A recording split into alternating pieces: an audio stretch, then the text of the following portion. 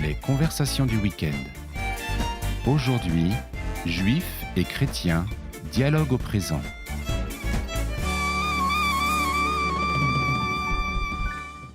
Chers auditeurs de KTO Radio, bonjour. Nous sommes heureux de vous retrouver pour une nouvelle saison de notre émission mensuelle Dialogue au présent entre juifs et chrétiens, animée cette année par le père Alexandre Comte, délégué national pour les relations avec le judaïsme. Bonjour père Alexandre Comte. Bonjour Guillaume. Alors vous succédez donc au père Christophe Le Sourd. Vous êtes un peu le nouveau dans ce studio parce que vous êtes à la fois nouveau dans ces conversations du week-end pour cette émission Dialogue au présent, mais vous êtes nouveau aussi à la tête du service national pour les relations avec le judaïsme à la conférence des évêques de France. Alors vous allez accompagner les auditeurs dans ce dialogue tout au long de la saison, mais pouvez-vous dire quelques mots sur vous-même à nos auditeurs pour vous présenter brièvement, s'il vous plaît?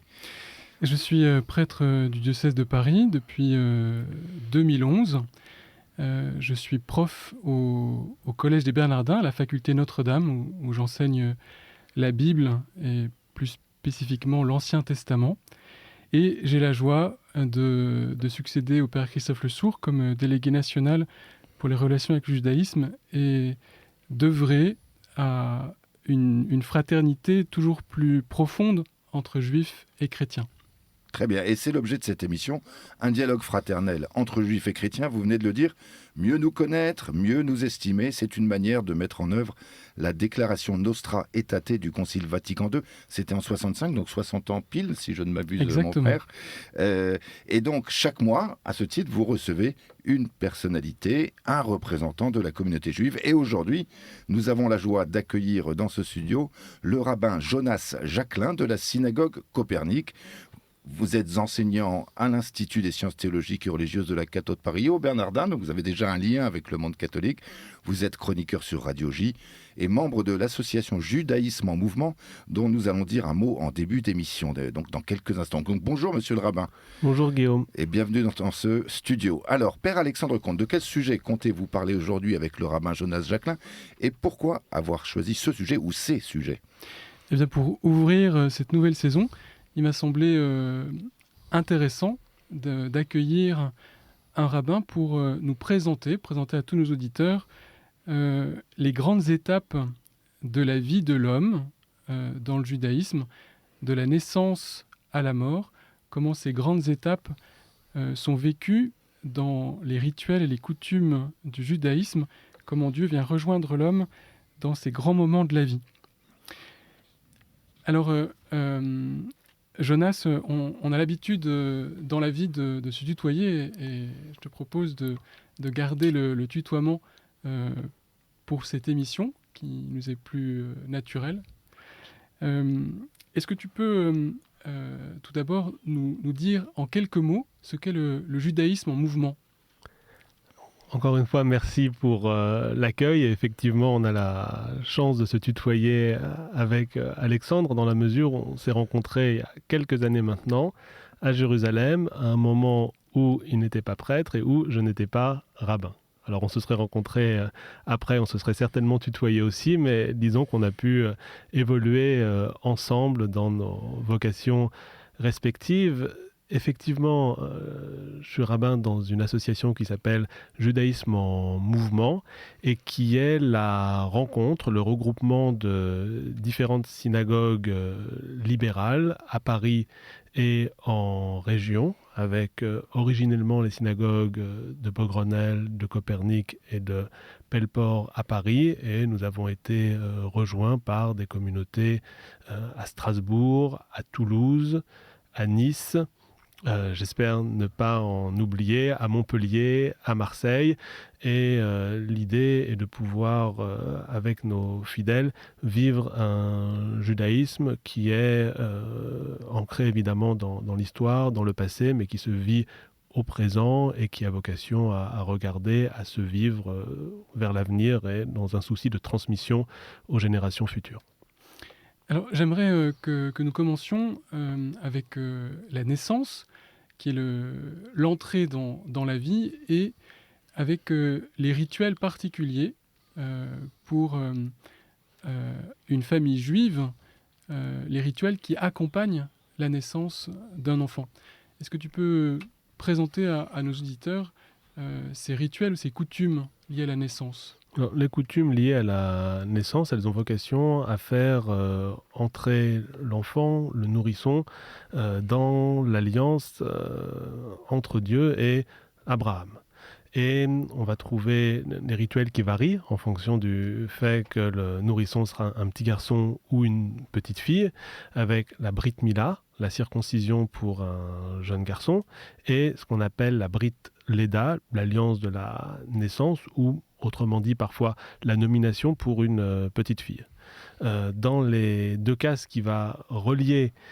ces cérémonies, c'est le fait qu'on passe une alliance, et une alliance au cours de laquelle l'enfant reçoit son nom. Et on peut trouver un parallèle entre le fait de nommer un enfant et ce passage où dans la Genèse, vous vous en souvenez, l'Éternel fait passer les différentes créatures devant Adam, devant le premier homme, qui va leur imposer un nom et d'une certaine façon leur fixer un destin à ce moment-là et avoir une forme de pouvoir d'ascendant sur eux. On a une création divine avec les différentes créatures et un complément, une co-création qui passe par le fait d'être nommé par Adam dans le livre de la Genèse, par nos parents au moment où un jeune enfant vient au monde. Et donc on va comprendre la chose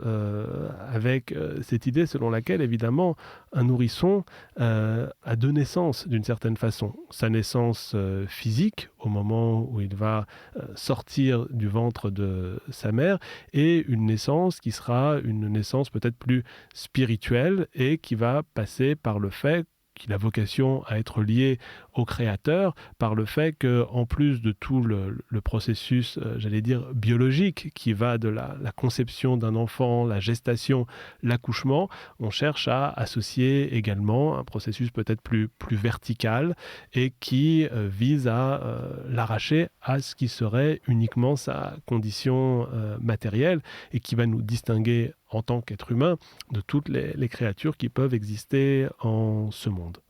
Alors on va dire, il y a une différence évidemment qui va se faire entre le jeune garçon et la jeune fille, dans la mesure où pour le jeune garçon, ce processus de nomination passe également par la circoncision et par le fait de retrancher le prépuce du bébé, ainsi que la chose est mentionnée dans le livre de la Genèse, là encore, lorsque Dieu passe son alliance avec Abraham et qu'il lui demande de retrancher l'excroissance de ses fils au 8e jour, toute sa descendance, et qui est renouvelée encore dans le livre du Lévitique où la chose est reproposée. Donc on a ce rituel très important, qui est une institution de la vie juive et qui, c'est vrai, peut-être parfois de l'extérieur peut poser question ou peut surprendre. Et j'aime à raconter un midrash, c'est-à-dire un commentaire, une exégèse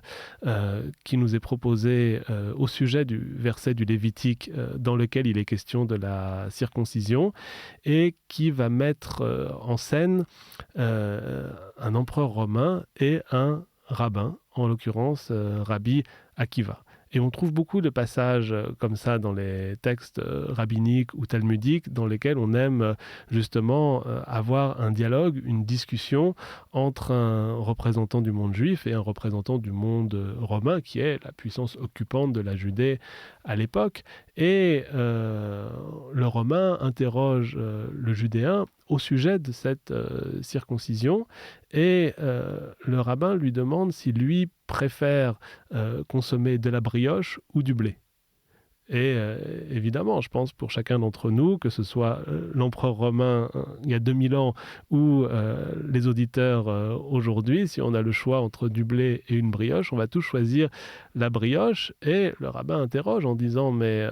on pourrait se dire logiquement que le blé, lui, a été créé par Dieu. On n'a pas de transformation humaine, on n'a pas d'appauvrissement passé par les imperfections qui peuvent être celles de l'humain, et pourtant on va préférer ce qui a été transformé par l'humain. Et donc, c'est l'idée selon laquelle on a tous vocation en tant qu'humains dans ce monde à être des co-créateurs, à participer à l'œuvre de la création qui se renouvelle chaque jour. Et l'idée, c'est de même qu'on prend du blé pour le transformer en pain ou en brioche, on cherche à ajouter sa patte à l'enfant qui a été créé, qui est une création peut-être parfaite parce qu'elle émane du créateur, parce qu'elle obéit à tout ce qu'est le processus de création, à tout ce qu'est le processus d'engendrement, mais auquel, à partir de la naissance, on va chercher à introduire une patte humaine. C'est ce qui se passe pour le jeune garçon, et la chose sera évidemment plus symbolique pour la jeune fille, puisque son intégrité physique n'est pas touchée, mais on va lui proposer un prénom et on va se réunir autour d'elle au moment de sa naissance avec ses parents, de manière à lui donner un prénom et à l'inscrire dans une histoire, à l'inscrire dans une filiation. Et à chaque fois, le prénom qui est donné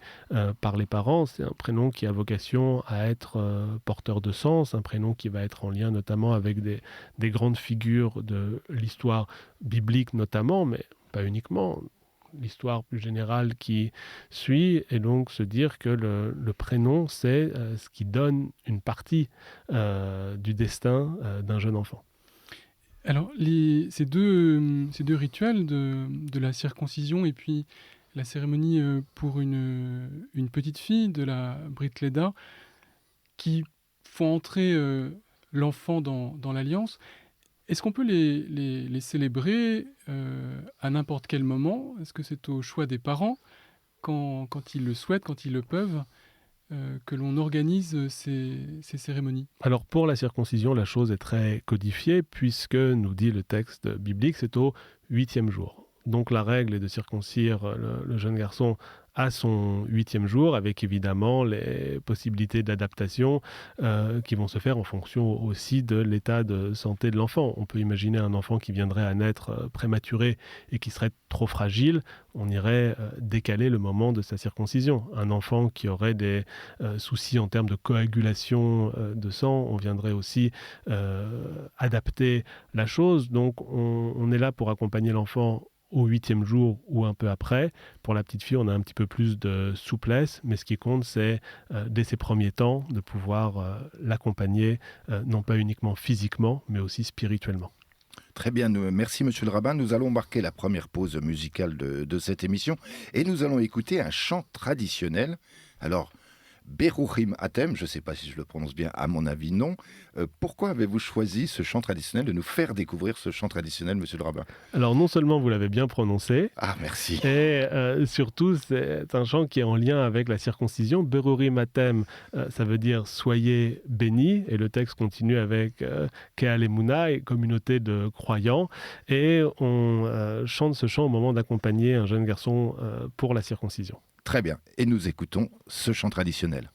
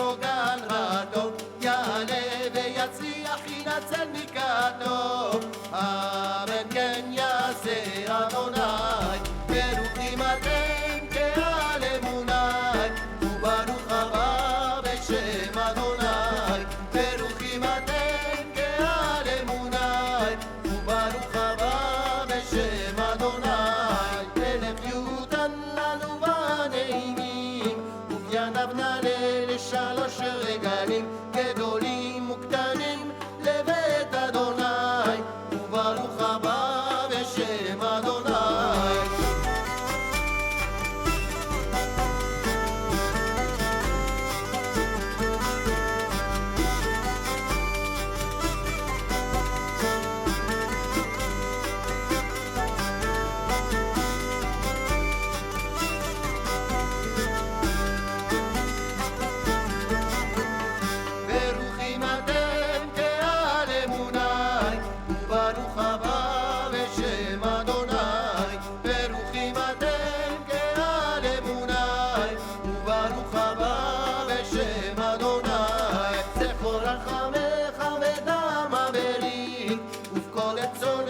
רצונה שארית על יד משיחך המשיח בן דוד ושלח את אליהו הנביא אדוני ברוכים אתם קהל אמוני וברוך הבא בשם אדוני ברוכים אתם קהל אמוני וברוך הבא בשם אדוני הילד הזה זכה לבריתו אבי ואמו יראו חופתו המלאך הגואל יברך אותו יזכה לעשות בנועם אדוני ברוכים אתם קהל אמוני וברוך הבא בשם אדוני ברוכים אתם קהל אמוני וברוך הבא בשם אדוני.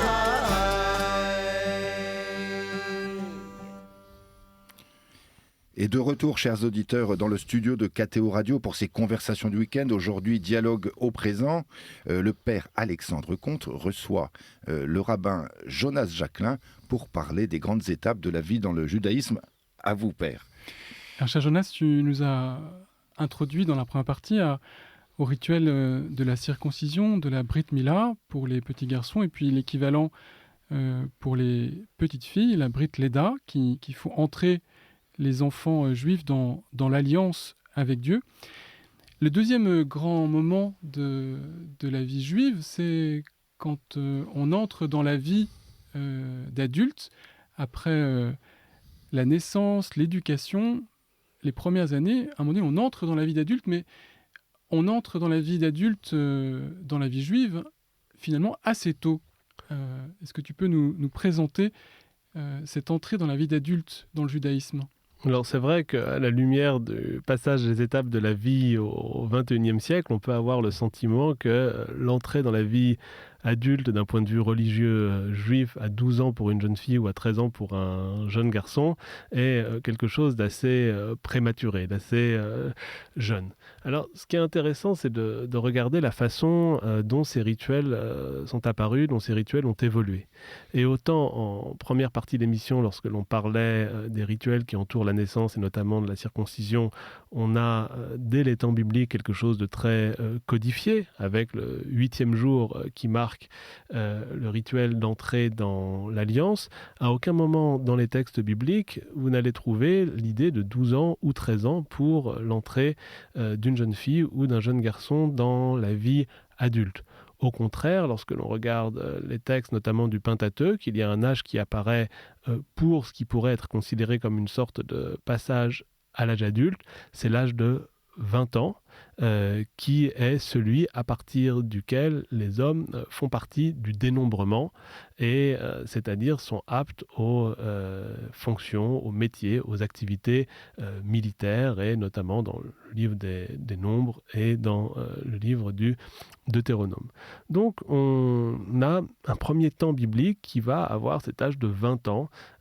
qui marque un changement entre l'enfance et l'âge adulte, et qui est quelque chose qui est tombé en désuétude dans les temps post-bibliques. À l'époque rabbinique, donc, qui va suivre, on pourrait dire, les premiers siècles de notre ère, on va trouver toute une série d'âges relatifs aux différentes transformations, aux différents temps d'apprentissage, et on a dans la Mishnah, qui est la première strate de la loi orale, qui est la première strate des enseignements rabbiniques, qui est compilée au début du IIIe siècle, tout un traité qui s'appelle les Pirkei Avot, les Maximes des Pères, dans lequel différents âges vont être mentionnés, et on va avoir l'idée notamment que l'âge de 13 ans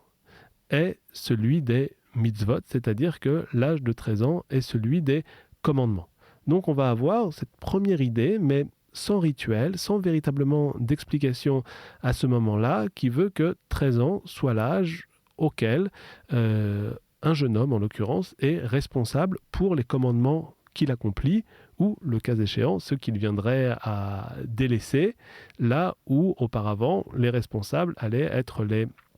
parents. Et par ailleurs, on trouve d'autres textes dans lesquels l'âge de 12 ans est mentionné pour les jeunes filles, l'âge de 12 ans qui est celui à partir duquel elles seraient à ce moment-là supposées commencer à jeûner les jours où la loi juive le prescrit. Mais au départ, on va être dans quelque chose d'assez flou et on ne sait pas exactement ce à quoi correspond cet âge de 12 ans ou cet âge de 13 ans, au-delà de cette indication en lien avec l'observance des commandements. Et c'est au fur et à mesure de l'histoire, tout au long du Moyen-Âge, puis de l'époque moderne jusqu'à aujourd'hui, que vont se développer toute une série de rituels autour de l'âge de 13 ans, autour du moment du passage à la majorité, où la chose va se concrétiser notamment par une forme d'engagement public qui passe par une lecture publique du texte de la Torah, c'est-à-dire du texte biblique, parce que vous savez que dans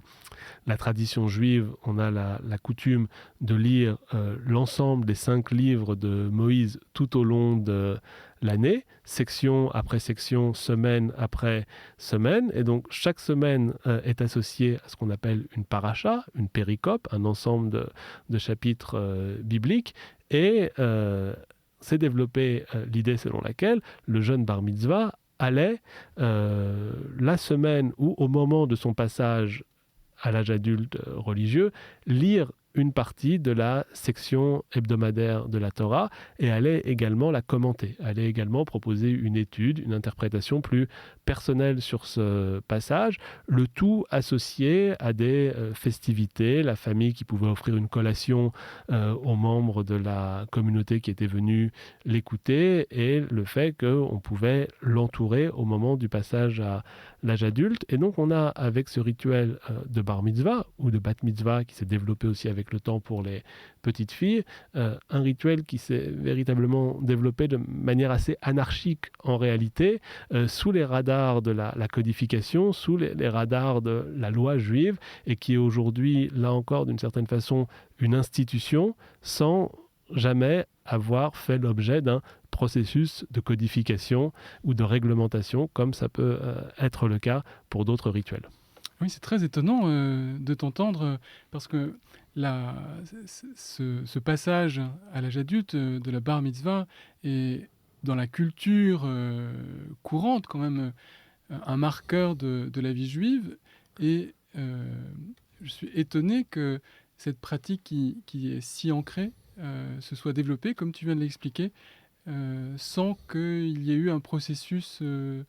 légal très, très formel. Alors, l'autre chose qui m'a toujours beaucoup étonné, voire émerveillé, c'est le fait que ce passage à la vie adulte, où on devient responsable des commandements, se fait par une invitation à non seulement lire un passage de la Torah, mais à le commenter. Est-ce que c'est toujours facile pour un jeune garçon ou une jeune fille à 12-13 ans d'assumer une parole publique devant la communauté, de commenter la Torah? Alors, effectivement, c'est une bonne question dans la mesure où on connaît les enfants de 12-13 ans aujourd'hui. On sait qu'ils ont tous une évolution, une maturité évidemment qui va varier d'un enfant à l'autre, et on leur demande ici non seulement de commenter un texte comme ils ont peut-être l'habitude de le faire en cours de français à l'école, mais pas n'importe quel texte. En l'occurrence, c'est le texte biblique, c'est un texte qui a plusieurs milliers d'années, un texte qui a fait l'objet de nombreux commentaires, et on vient leur demander à leur tour de pouvoir le lire. Je crois que c'est le rabbin Marc Alain Waknin qui compare ce moment-là au fait que dans certaines civilisations, on va demander au jeune garçon qui devient un adulte d'aller se battre avec un animal et de venir rapporter la dépouille ou la carcasse de cet animal. Et on va dire, ici dans le judaïsme, on ne demande pas d'aller se battre avec un lion, on ne demande pas d'aller se battre avec une bête féroce, mais on demande de se battre avec le texte, avec la complexité du texte, et de pouvoir faire sortir un sens, de pouvoir dégager des idées qui ont vocation à montrer la vitalité du texte, et le fait qu'on s'approprie le texte de cette façon-là. Et ça me fait penser à également une phrase d'un rabbin américain, Louis Finkelstein, qui disait « Je parle à Dieu dans la prière et Dieu me parle quand j'étudie. Et on peut aussi voir dans cette étude de la part d'une jeune âme, de la part de quelqu'un qui est en plein processus de maturité, de maturation, une façon de pouvoir recevoir des enseignements avec un effort qui sera le sien et avec le fait d'être peut-être entré dans l'alliance au moment de la naissance, mais de pouvoir renouveler, perpétuer cela avec un engagement qui ne serait pas juste un engagement, je dirais, passif, mais véritablement avec le fait de s'approprier l'héritage de la tradition juive par sa réflexion. Je crois qu'on a, du côté chrétien, beaucoup à apprendre de cette tradition pédagogique qui permet à un jeune garçon, une jeune fille, d'écouter et d'apprendre à parler, d'écouter la parole de Dieu et d'apprendre à la parler en première personne. Alors, après cette entrée dans la vie d'adulte, du point de vue religieux, chacun grandit et assez naturellement est appelé à fonder une famille. Alors comment, dans le judaïsme, comment est-ce que on se prépare au mariage? Comment est-ce que, par exemple, dans ta communauté, comment est-ce que tu, en tant que rabbin, tu accompagnes des fiancés? Et ensuite, comment est-ce que on célèbre un mariage? Quels sont les éléments rituels de la cérémonie? Alors, effectivement, on est dans la tradition juive assez fidèle au modèle qui est celui de nos grands aïeux, à savoir Adam et Ève, qui vont être considérés l'un vis-à-vis de l'autre comme Ezer Kenegdo, une aide à côté. Et donc, l'idée, en grandissant, c'est de pouvoir, lorsque la chose est possible, et on sait, c'est vrai aujourd'hui, quand on parle de ces sujets-là, on est dans une société dans laquelle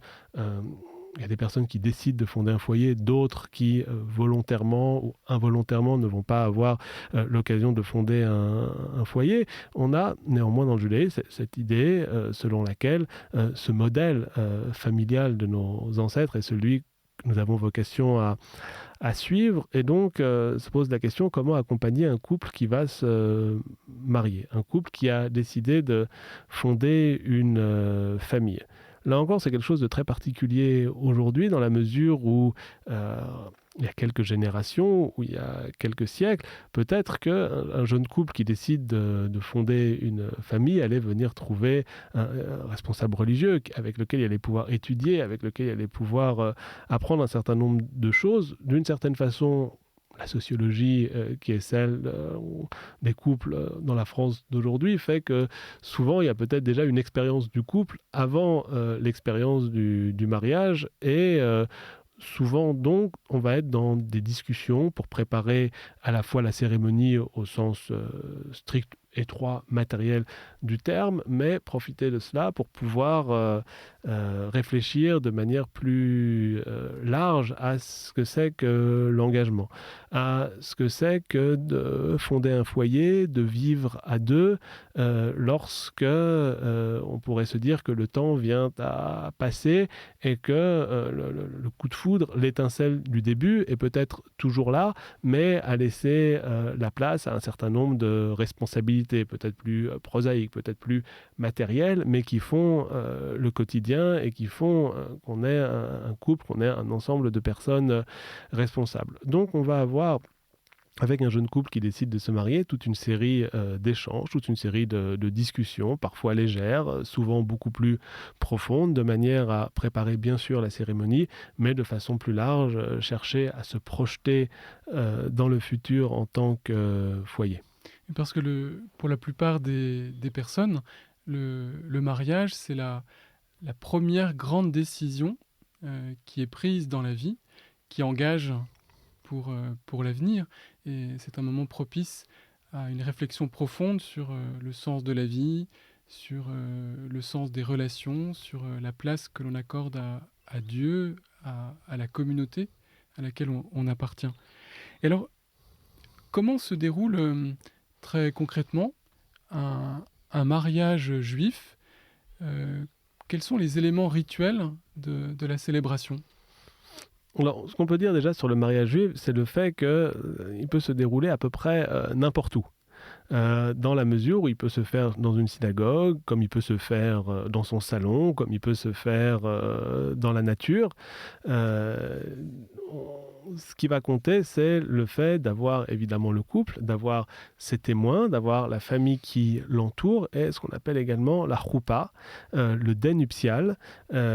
qui est le tissu sur différents montants, généralement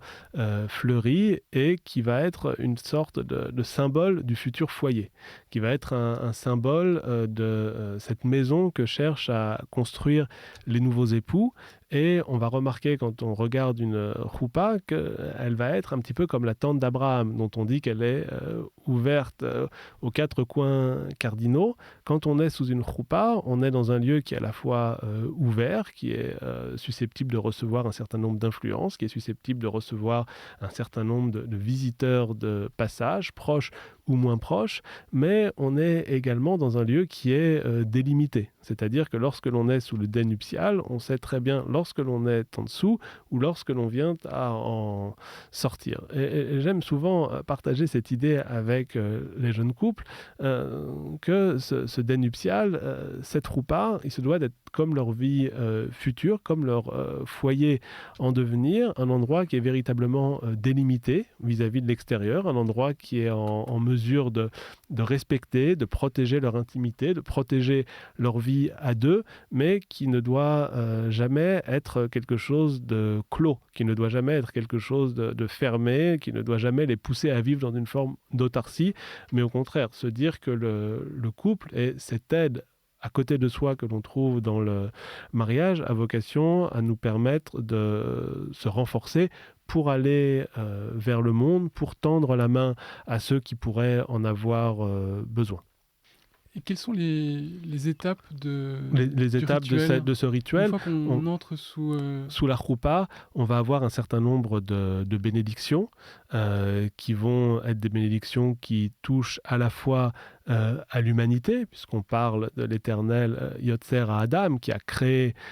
l'humain, comme pour des bénédictions qui vont toucher le couple de manière plus particulière. Donc on trouve tous ces textes et on va avoir d'autres éléments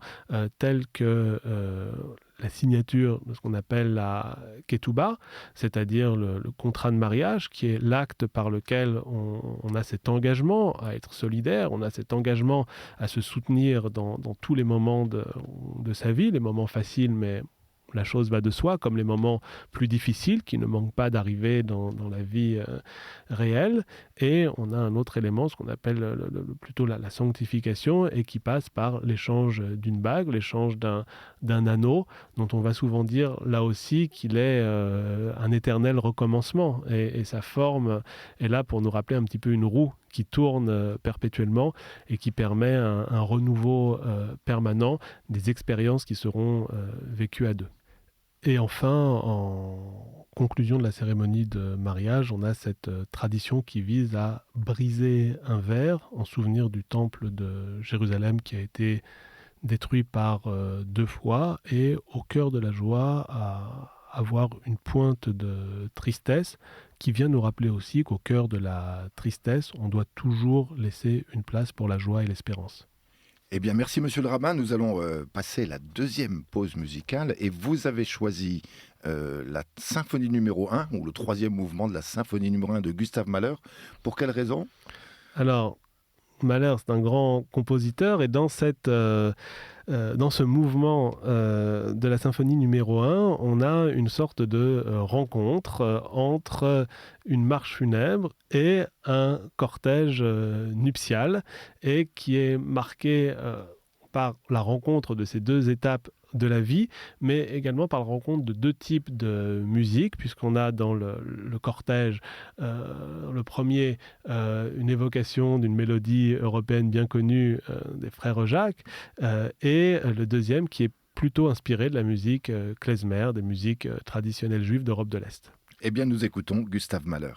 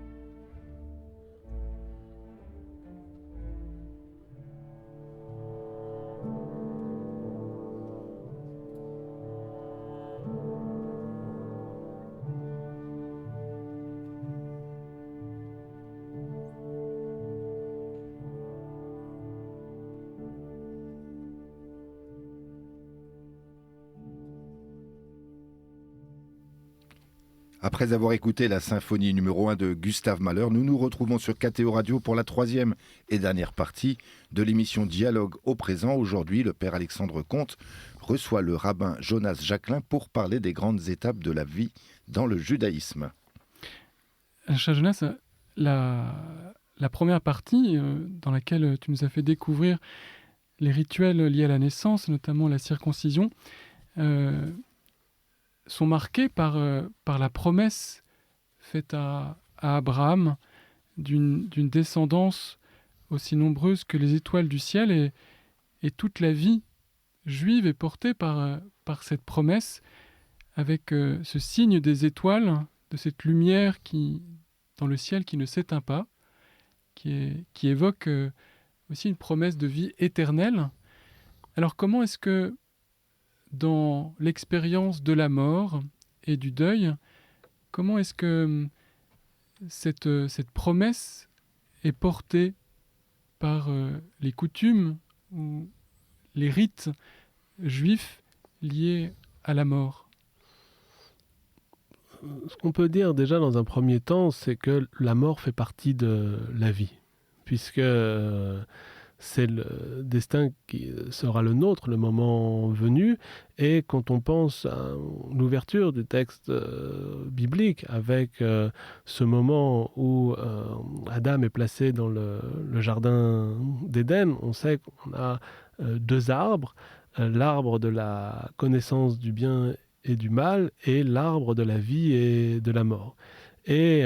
on sait que Adam va faire le choix de la consommation, va faire le choix, en tout cas sera conduit à manger de l'arbre, du fruit de l'arbre de la connaissance du bien et du mal, et donc acquérir le savoir, acquérir la connaissance, perdre peut-être d'une innocence qui aurait été celle de l'ignorance, et aller vers le monde pour chercher à le comprendre, à le connaître, à savoir ce qui s'y déroule. Et on peut imaginer, si l'histoire avait été différente, qu'Adam aurait été en condition de manger du fruit de l'arbre de la vie et de la mort, et ainsi accéder à la vie éternelle, et non d'une certaine manière dans l'arbitrage qui a été fait aux origines, en tout cas dans une perspective biblique. Le choix qui a été fait, c'est celui de la connaissance et de la finitude qui va avec, et le fait qu'en tant qu'être humain, on doit accepter cette finitude qui est la nôtre, et se dire qu'au fond, puisque la vie est limitée, ce qui compte, c'est le sens qu'on va être capable de lui donner, la manière dont on va être capable de la vivre, en faisant en sorte que chaque jour soit un jour porteur de sens. Et à ce sujet, on a, je citais les Pirkei Avot tout à l'heure, un autre passage des Pirkei Avot qui nous dit « Repens-toi au dernier jour de ta vie ». Et les rabbins vont commenter ça en disant c'est peut-être un petit peu trop facile d'agir comme on l'entendrait tout au long de son existence, et de venir se repentir au dernier jour de sa vie. Et dans leurs interprétations, ils vont dire mais non, pas du tout, vous vous trompez. Il ne s'agit pas de se repentir au dernier jour de sa vie réelle, mais de faire comme si chaque jour était le dernier jour de sa vie, et donc être capable d'avoir ce processus de ce qu'on appelle la teshuva, le retour, la réponse en hébreu, l'examen de soi, comme si chaque jour était le dernier, et donc de prendre conscience de la fragilité consubstantielle de nos existences pour être capable de mener la vie la plus digne, la plus morale, la plus noble qui soit, et dans toutes les circonstances. Donc, en t'écoutant, on pourrait comprendre que le rituel lié à la mort, la survenue de la mort, est en fait un événement ordinaire, celui que l'on accueille chaque jour comme une possibilité, comme l'horizon de sa vie, et chose à laquelle on se prépare en essayant de vivre intensément. Mais il reste que l'épreuve de la mort est une épreuve pour tous qui touche notre humanité dans ce qu'elle a de plus commun. Comment est-ce que concrètement, dans la vie juive, comment est-ce qu'on appréhende la mort d'un proche. Comment est-ce qu'on accompagne un défunt? Comment est-ce qu'on entoure les proches qui sont dans le deuil? On a effectivement différentes étapes et quand on parle de la mort, on a d'une certaine façon deux questions qui viennent se poser à nous. Sa propre mort, sa propre finitude et celle des êtres qui nous sont chers. Et celle des êtres qui nous sont chers est quelque chose de particulier qui peut s'expérimenter, ou qui par définition s'expérimentera à plusieurs reprises, alors que sa propre fin est quelque chose qui ne sera vécu véritablement qu'une fois. On nous raconte dans le livre de Bereshit, de la Genèse, on revient toujours à lui d'une certaine façon, que le troisième patriarche, Jacob, qui est le premier être humain dont on nous dit qu'il est malade, est à ce moment-là malade de manière à pouvoir préparer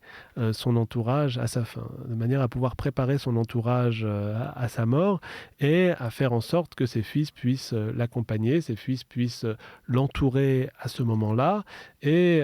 rester dans la tradition juive cette idée de bikur cholim, de la visite rendue aux malades et du fait que les malades, les personnes qui sont en fin de vie se doivent d'être accompagnées, ont évidemment exactement la même dignité que les personnes vivantes. Et on ne peut pas entrer dans l'idée selon laquelle une personne en bonne santé aurait plus de valeur, mériterait plus d'attention qu'une personne malade. Au contraire, quelqu'un de malade, quelqu'un en souffrance notamment physique ou plus psychologique, émotionnelle, se doit d'être accompagné. Et tant qu'il y a un souffle de vie, on a ce devoir de venir rendre visite, d'être dans cet accompagnement des personnes malades, le bikur cholim en hébreu, et ensuite au moment où le décès est constaté, le fait de pouvoir traiter avec dignité cette dépouille qui a accueilli la vie, et de pouvoir à la fois offrir les obsèques, les funérailles les plus dignes qui soient aux défunts, et de s'intéresser aux vivants et de pouvoir entourer ceux qui lui survivent. Et donc on va voir dans le judaïsme des rituels de deuil qui vont être à la fois attachés à ce qu'on appelle le kvod hamet, l'honneur dû aux défunts, et l'evayat hamet, l'accompagnement du mort, mais aussi l'accompagnement de sa famille. Donc les rituels juifs autour de la mort sont des rituels qui visent à pouvoir procéder le plus rapidement possible aux obsèques, puisqu'on a cette idée que, on nous le dit dans l'Ecclésiaste, tu viens de la poussière et tu retournes à la poussière retourne à la terre, et l'âme retourne vers l'Éternel qui l'a insufflé. Et donc on a cette idée d'un corps qui retourne à la terre, et d'une âme, d'un esprit qui va entamer un voyage pour retourner vers l'Éternel. Et on a donc cette croyance traditionnelle juive selon laquelle entre le moment du décès et le moment de l'inhumation, on a chez le défunt une sorte de tension entre ce corps qui n'est plus habité par la vie et ce souffle divin qui est encore là et qui ne demande qu'à s'échapper, qui ne demande qu'à retourner vers celui qui l'a insufflé. Et donc, pour éviter à cette tension de perdurer, on cherche à pouvoir procéder le plus rapidement possible aux obsèques. Et donc, c'est la raison pour laquelle, dans la tradition juive, en tout cas, on cherche généralement à hâter le moment de l'inhumation. Alors les historiens ou ceux qui porteront un regard un peu plus critique diront en réalité on a affaire à des traditions qui viennent du monde méditerranéen dans lequel il fait chaud, dans lequel le corps est aussi soumis à une forme de pourrissement plus rapide, et pour les raisons évidentes le fait qu'on doive procéder à une inhumation plus rapide, mais spirituellement voilà la façon dont on le comprend. Et une fois que l'inhumation a eu lieu, une fois que les endeuillés ont pu dire la prière du Kaddish, qui est une prière de sanctification, qui est une prière qui est là pour rappeler que le défunt laisse derrière lui des proches qui sont là pour glorifier, pour magnifier le nom de Dieu, va commencer le temps du deuil, un temps du deuil qui est marqué au départ par la coutume de ce qu'on appelle la kriya, la déchirure, et le fait qu'on va déchirer une partie des vêtements des endeuillés, de manière à ce que publiquement on puisse voir le fait qu'ils sont en deuil, qui se rattache à un épisode biblique, là encore, toujours du patriarche Jacob, qui au moment où on lui annonce la mort de son fils Joseph, l'histoire nous dit que Joseph est encore vivant, mais lui ne le sait pas encore. Quand on lui annonce la mort de son fils Joseph, il va déchirer ses vêtements. Et en souvenir de cela, en souvenir du deuil de Jacob, les endeuillés aujourd'hui déchirent leurs vêtements, ou une partie du vêtement, et commence un temps de deuil qui va durer 1 an, avec 3 étapes différentes. La Shiva, la semaine, les 7 premiers jours pendant lesquels les endeuillés sont supposés rester à la maison et recevoir de la visite. On va présenter ses condoléances. On va apporter également de la nourriture aux défunts. On doit les entourer, on doit leur permettre de survivre, mais en les laissant en dehors de toutes les contingences matérielles pendant 1 semaine. Puis vient le temps des shloshim, les 30 jours qui suivent le deuil, c'est-à-dire 23 jours après la fin de la semaine au cours de laquelle les endeuillés vont revenir à une vie, entre guillemets, normale, apprendre à vivre avec l'absence de leurs proches par étapes, au fur et à mesure. Et après ce mois, l'année, qui est une année au cours de laquelle on dit de manière journalière cette prière du Kaddish, cette prière de sanctification à la mémoire de son proche, et au cours de laquelle on s'abstient de trop grandes réjouissances, au cours de laquelle on garde une vie sobre, de façon à, on va considérer, accompagner cette âme qui met 1 an pour retourner auprès de là où elle a été insufflée. Et après l'année de deuil, on considère que on a laissé passer 4 saisons, on a laissé passer une année liturgique entière, on a appris à vivre avec ce manque, et à partir de ce moment-là, on peut retourner à une vie qui sera une vie tout à fait classique, tout à fait normale, et au cours de laquelle on va finir finalement par prier pour son défunt à la date anniversaire de sa disparition. Dans notre culture contemporaine, toutes les coutumes liées au deuil, elles ont tendance à disparaître. Elles sont beaucoup moins présentes dans la culture commune, sans parler même de dimensions religieuses. Mais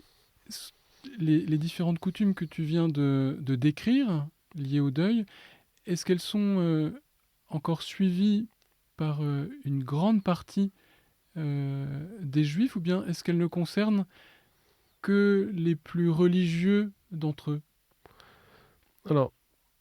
effectivement, on peut s'interroger sur la manière dont ces rituels sont suivis aujourd'hui. J'ai pas de statistiques évidemment sur cette question. Ce que je constate, en tout cas, c'est le fait que même chez les personnes moins religieuses, dans leur vie quotidienne, au niveau du rituel journalier, quand il s'agit de grandes étapes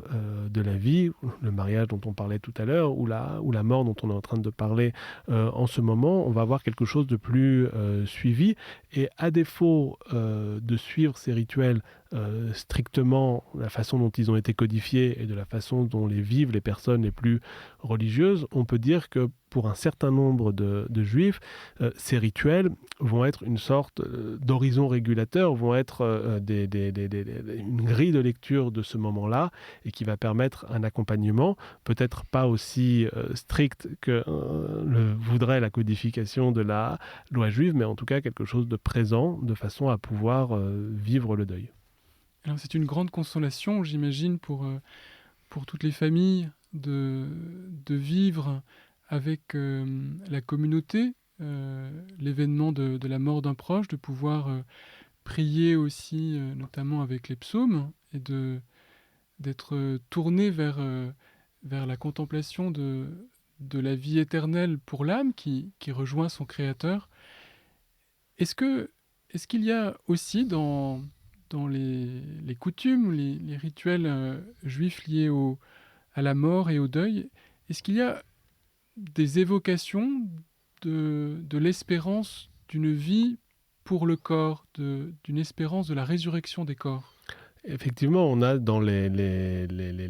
prières qui sont dites au cimetière l'évocation de ce qu'on appelle Triat Ametim. Et on dit Baruch Ata Hashem, béni sois-tu éternel, Mechaye Ametim, celui qui fait revivre les morts. Et on a cette idée qui est présente de très longue date dans la tradition juive. On fait remonter ces croyances d'un point de vue historique à l'époque des Maccabées, c'est-à-dire au IIe siècle avant notre ère, la croyance dans une vie future qui peut se comprendre de différentes façons, qui peut se comprendre d'une façon littérale, avec l'idée que Bimé Hamashiach, au temps messianique, chaque corps pourra revenir dans ce monde. On peut aussi avoir une idée qui est de nature à réconcilier, je serais tenté de dire, croyants ou non-croyants, ou moins croyants, avec l'idée évidemment que on a le souvenir, et le souvenir d'un proche, le souvenir d'un défunt, quelque chose qui est en mesure de nous faire ressentir sa présence de façon parfois tout aussi forte que s'il était à nos côtés. On dit souvent que la vraie mort ou la seule mort, c'est l'oubli, et à partir du moment où la mémoire, les mentions d'un défunt sont là, on est capable d'avoir une sorte de communication avec lui, on est capable de l'avoir comme un enseignant qui vient rappeler ce qu'ont été les grands messages de sa vie. Donc effectivement, on a toute une série de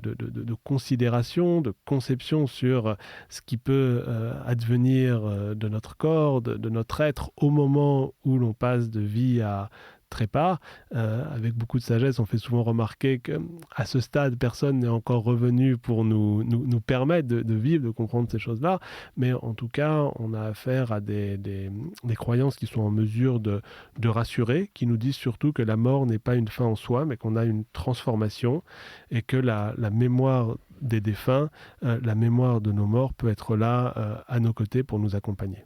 Eh bien, chers auditeurs de KTO Radio, merci de nous avoir suivis, merci d'avoir écouté cette émission Dialogue au présent. Père Alexandre Comte, vous avez reçu aujourd'hui le rabbin Jonas Jacquelin qui nous a parlé de la vie dans le judaïsme. Merci beaucoup, monsieur le rabbin. Merci pour votre accueil. Nous avons été ravis de vous accueillir dans ce studio de KTO Radio, sur cette antenne. Et on peut retrouver, donc vous êtes de la synagogue Copernic, et on peut vous retrouver, j'imagine, sur Internet, Judaïsme en mouvement, votre association, judaïsmemouvement.org. Exactement. C'est bien ça ? Très bien. Merci à tous, et nous nous retrouverons le samedi 18 octobre pour une nouvelle édition de Dialogue au présent dans nos conversations du week-end. Les conversations du week-end. Aujourd'hui, juifs et chrétiens, dialogue au présent.